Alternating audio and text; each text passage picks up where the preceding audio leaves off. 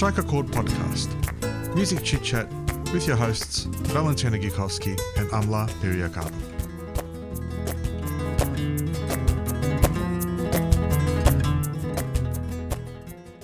Welcome to Strike a Chord. Today we have amazing guitarist Rose González. Rose, welcome. Thank you. How can I say?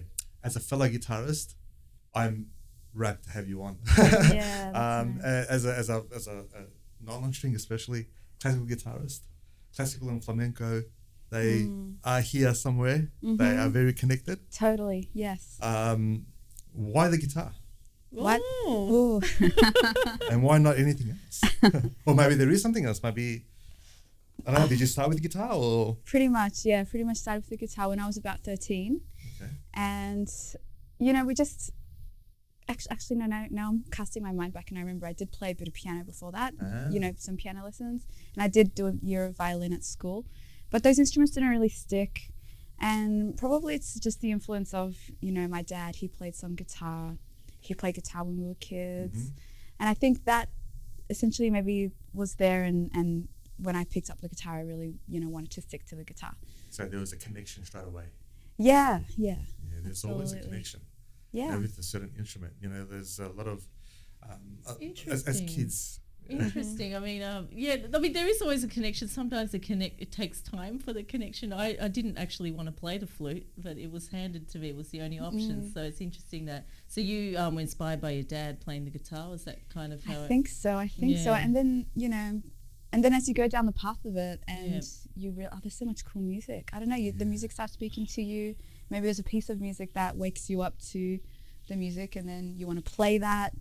And then that's it. You know, you're down the track. You know, you're off. It's sort of from a young age, and you're not even conscious of the music you're listening to. It's like a lifestyle. You know, from a young age, especially being, you know, your father playing and everything like that. It's like a lifestyle that's instilled. Like there has to be music, otherwise there's nothing. You know, so it has to be.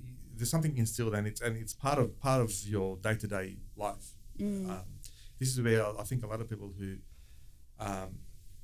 don't know how to play an instrument or aren't part of the arts or anything like that, I think sometimes they don't comprehend how much we're embedded, you know, in our music, in our lifestyle, in our instrument, in our form, in our artwork. And when it happens, it's hard to get away from it. You know, so it's, I think, family as well influence. Absolutely. Just the environment that you grew up in, it seeps through and it's part of your being. Yeah. I know about that. Yeah. Yeah. I'm like, you're the exception. Yeah, I guess there was no music in my family, but then who knows if they would have gotten into music given they didn't have the opportunity. So Right. I have school to thank for the recorder. Yeah. That's right. You started on a recorder. Yeah, recorder. Yeah. Hey. I mean, not proud of that moment, but That's hard, isn't it? the recorder. Did you do it in primary school? Yeah. Yeah. Isn't it hard at that age? Because it's like I was just playing songs I heard on I remember the movie. I don't know if you know it, Homeward Bound. I'll play all the theme songs from the movies. Okay. I was just right, playing the recorder. I just remember that. I don't. Right. And we played like hot cross buns or something. Yeah. Yeah, but you play it. You not just, you know, you actually played it. You got it. Whereas Yeah. other kids will probably just stuff around. And I don't remember. I just remember, like you said, I just liked that there were sounds coming out of the thing, you know. I can't explain. And like just being around music generally, like obviously, yourself too. You know, your dad, I mean, that's like it was part of me growing up. There was always music and musicians, and that was just how it was. But coming back to classical music now, that's big. It's massive, and you got a connection as well. Both of you are classically trained in different instruments and possibly different styles within classical. How is that? How was it for you when you initially started classical? Was it something that you engaged and you sort of like went in quite easily, or was it something that you sort of like fought with, or was it did it come easy, or was it, all right, this is what I needed, this is what I'm doing and I'm finding it quite easy, or I'm only doing this because I wanna get, to a certain stage with my education or whatever. How was it for you, Rose? I think when I think about, my years of study before I went to the conservatorium, 18, when I started uni. So in, 5 or so years before that, when I was just playing guitar, it was very free range learning. It was like my teacher, he was very like, oh, you want to play that? Okay, here you go. Anything that I wanted to play, he would give me. And he was also very knowledgeable and very worldly lover of music and player. So he would kind of also play things to me and inspire me, and I'd be like, yeah, what's that? I want to play that. And he would just kind of laugh and be like, okay, here you go. He let me do whatever I, felt like I wanted to do, which was really cool. So at some point I kind of realized like, oh, there's different styles of guitar. There's different, jazz guitar was speaking to me too. I really like jazz guitar, but something about fingerstyle, I was like, I want to develop this here more. I don't know what it is, really. I don't think I even really knew what I didn't have a big vocabulary in terms of the music and the styles and all this stuff. But I just knew that there was something with fingerstyle that I could go down this path. And so when I got to uni, that's when I started to get a formal classical guitar education. Okay. So it was really like diving into the deep end, and I had to do a lot of, as you can imagine, a lot of, catching up, hard work, to learn a lot of things in a short amount of time. Yeah, familiarize yourself as well with that type of music as well, because you're saying you've come from, you're just free range, and so now you're sort of like gone into, all right, now this is what you need to, this is how it has to happen, basically. Yeah. But I think the thing that's always been clear is that, in that time too, I realized like, if I go down the path of Latin guitar, I was already really liking Latin guitarists and Latin music. I was starting to really appreciate this. And that's, the great thing about, what we call Latin guitar is that it blends together everything. So much. I think literally everything. Yeah. Mm-hmm. Everything's in there, including the elements, including, so I know who knows what is in there. So that has always been inspiring. And the interesting, is that, it does have classical guitar technique, but then it also has this very popular, diverse, sound. It also has a free range sound as well in some ways. Yes, absolutely, yeah. Do you find that when you're playing unintentionally, you go down that Latin path of those little nuances and everything, and you think to yourself, oh, this doesn't quite sound quite classical, it sounds more something else. Do you find yourself doing that a lot, and do you like doing it? Because I know some musicians are quite strict on what they're going to play. I'm going to play this now, and this is what it is. How do you feel about that? You mean like if I'm playing something classical? Yeah. Like, more... Or something Latin, and then you play something, it goes into a more of a classical feel, or classical goes into more of a Latin feel, or more of this feel, more of that feel. Maybe there is that happening. I don't know if I've really thought about that too much. I think, at this point I just, I still play the things which I like to play, and there's so much great music that I'm like, I'd love to play that piece of music. So I just get into it, over time. I just work on repertoire over time. But do I play classical guitar? Not really, but I have, and I love classical music. Thanks to those years in the conservatorium, I learnt about it. You acquire the understanding of what this is. I love it, but I don't really, I don't play Benjamin Britten per se, but I love Benjamin, and I have in the past, and so many other, types. And look, that's a good, it's a good view to have, because there's so much beautiful music out there. Whether it's classical, whether it's other genres, it's Latin, like you were saying, or jazz or anything like that. Yeah. And you're actually welcoming that with your residency at Open Studio, right? With having so many guitars coming in and accompanying you, right? Yeah. Not even accompanying me, but just, that residency is like they do their thing. It's like... That's what I mean by accompanying you. Not literally, but being there as well. Yeah. But tell us a bit about that. Yeah, so that's that residency is called Guitar Kingdom, and it's basically a concert in a bar. That's always been the idea. I always thought at some point after I finished uni, I was like, where am I going to play? Yeah, that's always the running thought. Where can I play? You know, I want to play, you know, what I want to play. And where am I going to do it? What venue will best cater to this sound? Yeah, exactly. Apart from my bedroom. Yes. I need to get out of this. Yeah, Yeah. you want, you know, you feel that I have to grow, and playing definitely. live is always going to challenge you. So, yeah, thankfully Open Studio said, yeah, okay, you want to play regularly, that's fine. So I started playing there regularly, and the idea was to have a different guitarist each time. So actually it started off monthly. For a couple of years it was every month, every 4 weeks. And then now it's 4 times a year, so every 3 months. And I have a different guitarist each time. Fantastic. And yeah, the idea, you know, whenever I always decide ahead of time, you know, at the start of the year, who's going to play. I invite people to play, those guitarists, and I always try and map it out. So I've got a different kind of guitarist every time.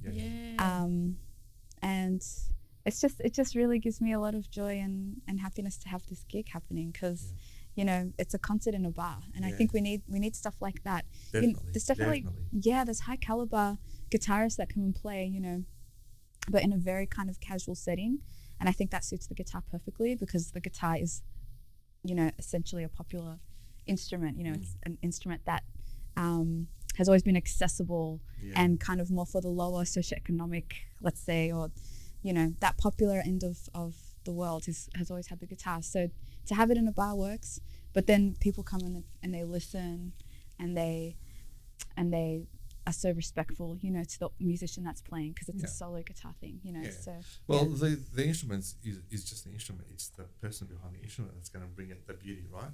And hopefully, And unless they're evil, no. Depends on what kind of intention you exactly. want. Want an evil intention. It all depends. It all depends. But it's a great thing that you're doing, because other musicians, especially like guitarists, and the guitarists are playing like solo. So that's another factor in the whole thing. Like, you know, a lot of guitarists, they're used to playing in a band or having someone, you know, to work off. Well, playing solo, and you would know this, playing solo has its own challenges and own, how can I say, it's got its own beauty, but it's got its own thing to it. It's something that you're your own thing. There's no one to just like bounce off. If you make a mistake, it's you. It's like you're playing, and that in itself, when you listen to someone playing a solo instrument, whether it's a guitar or piano, and you can see them that they're immersed in it, that is that is something that I think is the beauty of it as well. Not just the sound that's coming out of the guitar, but the energy that's coming from the person as well. And that's great. I saw that with you because I had a look at the Fantasia number 3 that you were playing. Fantasia number 3. Yeah. Is there a video of that? Yeah. Oh, there is. Yes. Yeah. And everything's played perfectly, beautifully. Thank you. And there's a lot of tension, and there's a lot of dynamics, and you're fully immersed in it. You've forgotten about where you are, you know. And I think that's a beauty there as well. That people want to see that. They want to see where you're going from that journey.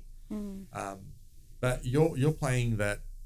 It's fantastic. It's absolutely amazing and beautiful, because you've got everything in there.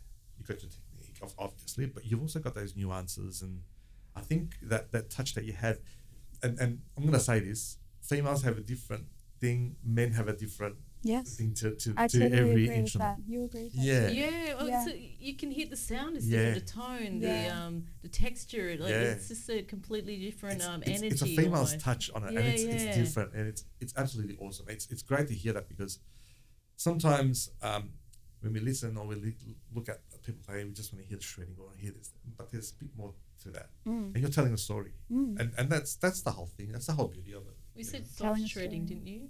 Oh yeah, that's right. Yeah, gentle shredding. Gentle shredding. And that's very hard to actually perfect, and that comes to you. When I say it, just comes naturally to you, and that's great. That's great to have it, because a lot of people work on that for their whole lives to get that tone, to get that thing, especially in the classical realm. It's like it's all about tone. It's all about tone, yeah. This and that, and whereas in my realm, it's all about rhythm and shred. And getting that dynamic thing in there and just getting those syncopations and getting this and getting that. And it's just a different world, and to hear that and to just like, oh, okay, hang on, there's something else happening here. And that is great to hear. Not only from a musician's perspective, and I bet whoever's going to listen to it will have that same thing. It just takes them to another place. And it's great. It's a great thing to have, you know? Hopefully, yeah. I think when you know, that piece of music that you mentioned, for example, is so, it's a really challenging, deep piece of music that, you know, there is so much in there and so many more possibilities. Like, you know, you could open up some more. I play it as written, as the composer wrote it. But, you know, in that process of understanding the piece, you have to immerse yourself and internalize it again and again and again until it just becomes part of interpretation of it. Your fiber. And then you're also seeking your interpretation. How do I express it? And how is it coming across? What do I need to finesse here? So, do you think about that when you're rehearsing the piece, or do you think about that when you're rehearsing and playing live? Well, when you're practicing it has to be when you're practicing it, you know, and that's where, thankfully, like I can record myself on my iPad or whatever and then listen to myself back. And even though I hate my iPad, it's handy. I think a lot of people hate recording themselves. Oh, look, it's essential. Like it's not going to be the exact version that you're playing live. A bit distorted and whatnot. But it's an honest. You can hold yourself accountable and then hear where are things falling apart, or where does it, you know, possibly sound good, and then you can keep improving something. You know? And it gives you the sense that you're on stage as well. So I think you're performing, right? Especially if you're doing like a Instagram live or a Facebook live. It's you're on. You know, people are watching and you're there. And it's all three people. But nevertheless, it's still a performance, right? Yeah. So I think that's just the training as well of your mindset. Like if it's funny how I think every musician would love to play like they play at a rehearsal, to play live. You know, and have that relaxedness and have that, you know, just... That's one of the big goals, isn't it? Yeah. And I think some musicians do that, and I think those musicians play all the time. Like we say gig fit, when we say, oh yeah, he's gig fit, so he plays, or he or she plays every week, and they're just churning it out. It's the same repertoire as well, that would probably play a role. If you're playing the same pieces 5, 6, 7 times, then that's going to... absolutely. And that's all good and well, but then when you do things like you and I do, where it's improv, that slightly goes out the window. So, and that's the beauty of it as well. There's a beauty of that as well. I mean, it's exciting though. Exciting, you know? You got to have that excitement. You got to have that excitement. So what goes out the window exactly? The form, I think, sometimes. The form, generally the form. The form, a little bit. Sometimes I forget I'll forget the progression, or like I'll stay on a progression. I'll indulge in it perhaps for too long, and it's already moved on to right, But that's all about improv, and I like that question. What goes out the window? Your dignity sometimes. But it's all about that being on edge. I think with improv when you're playing and when you're playing all that, but. Whatever it is, it's your interpretation and your intent. If you got the good intent to come out there, I think the people will see it. And if you do a little bit of a mistake, you just you know. People don't normally notice unless you just go, No, unless it's really bad. You know, I mean, what's really bad? Exactly. But I think playing classical music can be such a serious thing, you know, and I think. Very formal. Very formal. Can be. And playing it in a bar, I think brings it down, and I think people accept it. Makes it more accessible. Yeah. Which I love. In the neighborhood. Yeah. In the hood. In the hood. Sorry, why did I say neighborhood? What's wrong with me? In the hood. In the hood. But look, it's it's something that has to happen more often here. Oh yeah. You know. You know what I think? I it's kind of a worrying thing I think we're facing at the moment, Melbourne musicians, is that do we have enough venues, small venues for intimate gigs where you're playing instrumental music, niche music, whatever it is that you play, that doesn't have a big audience per se. You know, I feel like in a way there isn't. I don't know if you guys agree, but I feel like there's not a lot of places where you can play. Yeah, Am I wrong? I agree. I totally agree about that. But in regards to actual venues who take on live musician, yes. But as in venues that can be used as that, there are heaps. There are, yes. And there are heaps of venues that don't take on those live musicians because some of the venues is not what they do. The other venues is that they think that it's going to be too expensive. Yeah, or maybe they don't even really care about the musicians. Exactly. You it's know, more about the food. Yeah, so Or more about the sports that's on the TV they're playing. That's right, and you don't want to be compete. You want a venue that has a focus on the music, a respect for the musicians. This is a place for music. Everything else is an add-on. Small venues, I feel like we need more of that. Yeah, I definitely agree. Yeah. I definitely agree too. I was chatting to a small venue owner last night actually about this, and he agrees. He's currently applying for grants to try and that's the other side of the coin. Like he's saying that to sustain it. He's like he wants to keep sustaining, to have musicians there as well. And and then the funding, that's where the funding needs to come in as well, because they're not making enough at the bars. No, exactly. And look, I think those venue owners who were once musicians themselves or were in the arts, they're the ones that are going to be pushing for that, to have live people play live music. Or like, they're going to be alive. They're not going to be dead when they're playing. But, they're the ones that are pushing it. These other venues that have your other sorts of, they're concentrating on more food. They're like a coffee style cafe, or they're it's not that, or they'll have a DJ once every Friday night or something like that, right? They're the ones that don't have that concept of how it is to be a musician, because they haven't been a musician themselves, and that's, I'm assuming, I'm not staying out there. Yeah, they're coming more from the angle of that food is or something. gastronomy. That food is the business, or the business, that corporate end.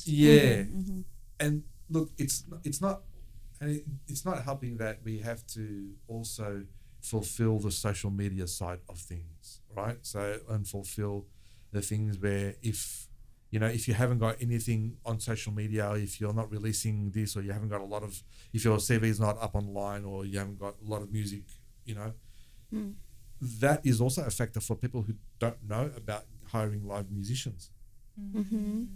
Like the live, if it's a musician, he'll probably say, come down and we'll, like Andrew, come down and do a gig and we'll see how it goes. But if it's someone else, I'll say, what's your social media like? How many followers do you have? What have you released? What's your music like? Was this? And that's all good and well, and that's your resume and whatever, right? But sometimes it does get to you. It gets, absolutely, your mind gets flooded with things, and then you forget about playing. You end up being your own PR. You end up producing, have to wear so many hats, and you can't do all of those at the same time. Exactly. And then you forget about that. You have to rehearse to actually play the gig. You actually do. You actually go, oh, wow, do I have time to even, how much time do I have for this? If I spend all my time telling everyone about it. That's right. You're in a predicament at the moment, right? Where your time is very valuable. It's interesting. Teaching and this and that. You're trying to juggle it all, and I feel that. Yeah, right. For me, it's important. I love practicing. I love it so much, and now I'm lucky if I'm trying to find tactics to just, even if it's 5 minutes, just having my instrument open there so I can just grab it and go and then just leave. But I don't want to be in that space. I want to just be able to go, I have 3 hours now. Yes, of course. I'm sure you both understand that. I totally understand. And then I feel like unless you're in doing that, maybe you don't understand. And the pressures that accumulate in a person's mind as a result, and acknowledging that we need the music to sustain ourselves, like our well-being, our ability to express ourselves, to connect with people, all kinds of things. So true. Yeah. So true. And it's something that we fight for every day. We fight ourselves. Yes. What am I going to play? If I've got a gig coming up, what am I going to play at the gig? Is it really going to be, worth me playing? Is it going to be worth me doing that? And that's your self-doubt. Yeah. And when that happens, you know you're not going to have a good gig. But I think what I'm doing, because I've been like that in the past, what I'm doing at the moment is that just letting go of everything, just go and do it. Whatever the outcome it is. It's not so much about me playing anymore. It's about me playing to the people who are going to be listening. Mm-hmm. Yeah. Like up in studio, it's very intimate, right? So people are listening. Yeah. You know, they're feeding off you. So yes. your concentration is more about how are they absorbing my music, you know, and if they like it or not. You know? There's very much the exchange there between the audience and the musicians at that place. Yeah. Especially when it's close. Yeah. You know, when you're right there. Yeah, they're all. You're right. It's very intimate. Yeah. I've played gigs where I've done gigs at home in like probably you have too, in a lounge room, living room, and they're all around you and they're just, you know, and that's when you can feel, all right, well, this is a good test because I'm going to play. Everyone's quiet. It's just you and the guitar, and you think, it's so good. It's so good to have people just sitting around and just listening. You know, sometimes the bar gigs can get a bit rowdy and you're in the corner somewhere. But even that's okay too. Yeah. I've had a lot of gigs like that where I'm in the corner. I just do my experimental stuff. Yeah, you experiment. Yeah, you put yourself in a thing and you just think, oh, I can try this. Or I was going to hear me. And then you have that one person saying, oh, I was listening to you the whole time. I think you were great. And you think, oh. But that's just, you know, that's the beauty, I think, of Melbourne as well. Yeah. You've got that option of having those gigs. Even though we say it's probably not enough gigs, but when you do get the gigs, it's so diverse. You're going to, you know, you'll play in a library, you'll play in a bar, you'll probably play at someone's home, in the kitchen. Yep. You know? Great place. Yeah, great place, you know? Yeah. Maybe that could be my next series. Yeah. Concert in your kitchen. You can actually mix it with some gastronomy. Yeah. You'll make me food. Yeah. You make food for everyone. I'll see finger style foods with finger foods with finger styling of guitar. You know, that's a good idea. Actually, that's probably something that you can take on the road. Go to people's houses. Essentially, it's a house concert. Yeah, but it's not Private just a house concert. Someone's baking. Someone's making. You're playing while someone's making. Preferably not at the same time though, because I feel like there'd be a lot of noise. Well, just tell them to be quiet with the utensils playing. I was thinking, I don't know why I had a picture of you playing guitar and eating at the same time. That's going to be hard for you with the flute. Oh, look, you're not supposed to. You can do it. Eat and blow. But you can do it. I feel like you can. You can do it, Amla. You can do it. I'll find a way. Find a way. But another thing to practice. No. Can I eat and play at the same time? Yeah. But that's what it is. Melbourne's got that melting pot of all sorts of music, as I've said many times before. It's just that we need to support musicians a bit more and or not forget. Don't let it get lost in the mix. Post-COVID lockdown. Nobody wants to remember that. No. Exactly.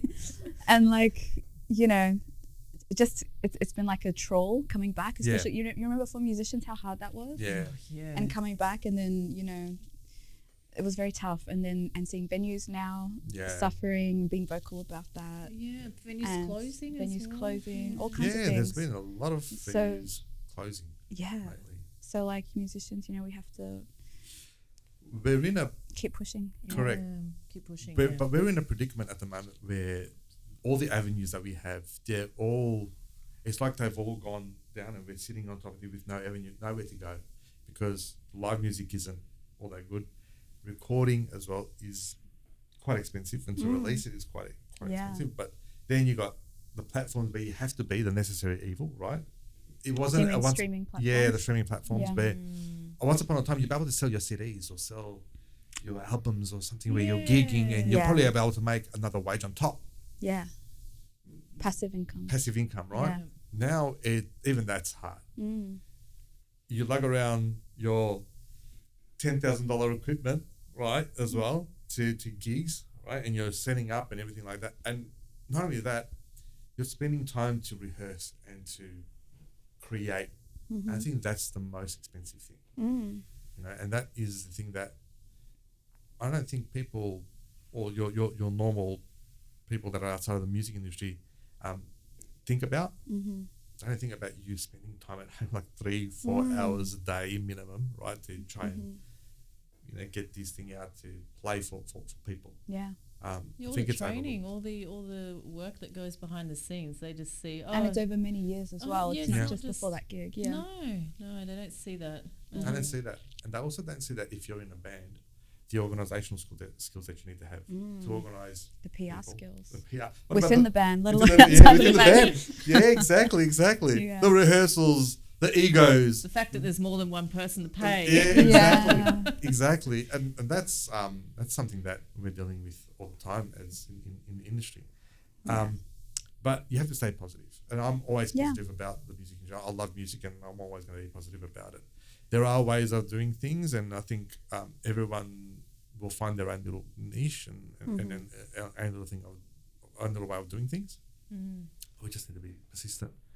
I think that's it. Yeah, and then people will, come to know you more and more, and you're still around and are, value. Come to understand the value with that. Because I certainly do that with musicians around the scene that I see that are amazing and I admire, and I really value them. So yeah. And we should do that more and more ourselves and support ourselves. I think that's where the core is. I think that's why it's still surviving, because you get your musicians and your colleagues and friends. They're going to come to your gigs, right? And they're going to come support you. It's a community. It's a community. Really nice. Yeah. Community is very, very important. Yeah. I mean, above all else, right? And you got your social media and everything. That's all different. It's all like killifish. But if you're in that community and if you're, you have that conversation with people, that physical conversation with them, oh, where are you going to play next? Oh, I'm playing here. Oh, I'll come and see it. Or where are you playing next? Oh, I'm playing there. That community, that's the striving point for each musician. And when you see other musicians at your gig, you think this is good because you respect them so much, and they're going to come and see you play. So you're going to give back, and you're going to see them. I think that's where it all is. That's where the survival of everything is. And it doesn't matter, sometimes whether you like the music or not. Not everyone likes all sorts of music, but you go and show your support, and I think that's very important, and it's something that I think will never die. Yeah. And that's why we're still playing. That's why we're still in the industry. But sense of community. Sense of community, correct. Do you have any other projects coming up? Yeah, that's a good question. You can ask that. Oh no, you've already asked it. It's great. I was just like, yeah. What are your current projects? And if any, and well, Guitar Kingdom's ongoing, so it's happening this year, and So Long as Open Studio are open next year. We know that place, it might be another one that closes next year, but I'd be keen to do some gigs there next year as well. So Guitar Kingdom, like after that, I'm not sure. That will come clearer to me as time goes by and closer to that point. And then I have I'm working on some music by a great guitarist from Brazil that was called Rafael Rebelo. Oh, I know Rafael. He's up there, he's one of the best. I've been listening to him for years. Yamando Costa is like he learned from him, So I think they're both great. There's so many masterful guitarists from Brazil, and Yamando, you've named another one that of our time that is also incredible. Monster. Yeah, monster, absolute monster. So you're heading down that path a little bit. Absolutely, yeah. I've been learning the music of Rafael, and I want to keep learning some pieces. So I think I'd like to play it live more, and not just solo, but it'd be really great to play with someone else. Still clarifying within myself how that will go, but that will this year come to fruition. Musicians out there. There's musicians absolutely, yeah, and and then also just got some original music that I've been working on. So this year, I'm starting to rehearse that for the musicians. And also once again, I feel like I don't try and pressure myself. I really don't try to pressure myself to be like, by this day and time, everything's going to be together. There's a process, now I'm starting the process of rehearsing with other musicians. Enjoy the process. Yeah. That's where it's all happening. But I do hope, for momentum and for, everything, towards middle or later end of this year, I would like to be playing that live as well. So yeah. Oh, exciting! Oh, love to hear your original music. Thanks. Yeah. It'd be really nice to play that live. So yeah, those are the projects this year. That's plenty. That keeps me going. That's plenty of fuel in the car. Yes, plenty. Look, it's great to have you on. It's guitar is close to my heart, so Is it? it's close to my heart. I thought it was trumpet. Oh no, not trumpet. Saxophone more than trumpet, but but yeah, it's always been there in my family, and it's always good to have a fellow guitarist on.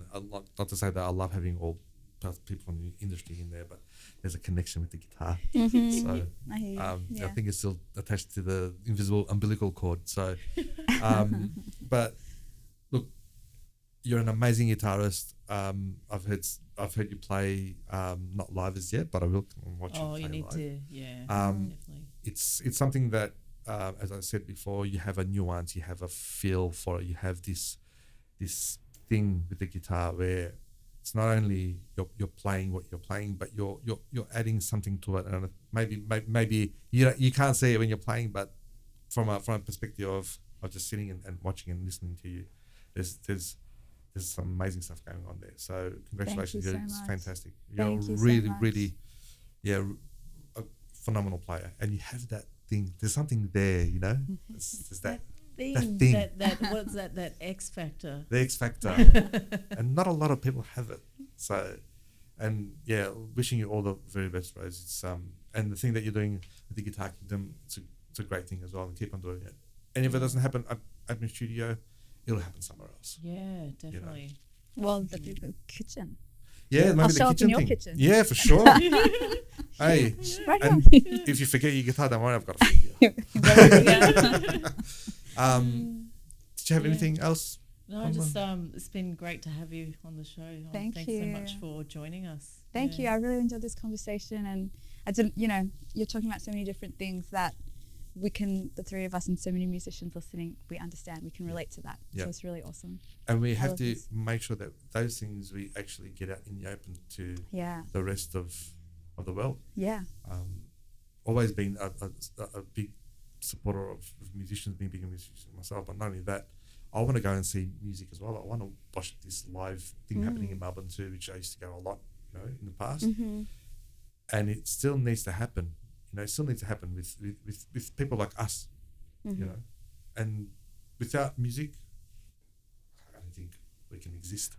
True. Without listening to music, it's like, I've always said, it's like a form of oxygen for me. Every day you're with your instrument or with people or with that music, it's just something that needs to be supported here. And hopefully in the future, things will change, and I don't think it's looking a bit bleak now, but I think things are just going to change. Things have to change. Melbourne, the music sense, it's the hub for music. It's known as like around the world, it's known as exactly as a music hub. So I remember years ago, people were moving from all parts of Australia to come to Melbourne, like musicians. For the culture. I think it's still happening, but like I know back in the 90s, I'm my age here, but back in the 90s, people were coming from all over Australia to come to Melbourne. It was happening. Everything was happening, and it was happening for many, many, many years. But I think we just keep it going, keep it boiling, and I think things will happen. Things will change. But thanks so much for being. Thank you both. I loved it. When's the next Guitar Kingdom happening? It's going to happen in May 17. Okay. Saturday. May 17. Write that down, people. Write that down. We're going to pop all your links as well on the just below the video and stuff like that. So, great. Thanks once again. It's been an absolute pleasure. Thank you. Me too. Thank you, guys. Thank you. Till next time. Ciao. We'd like to. Yes. I always do that.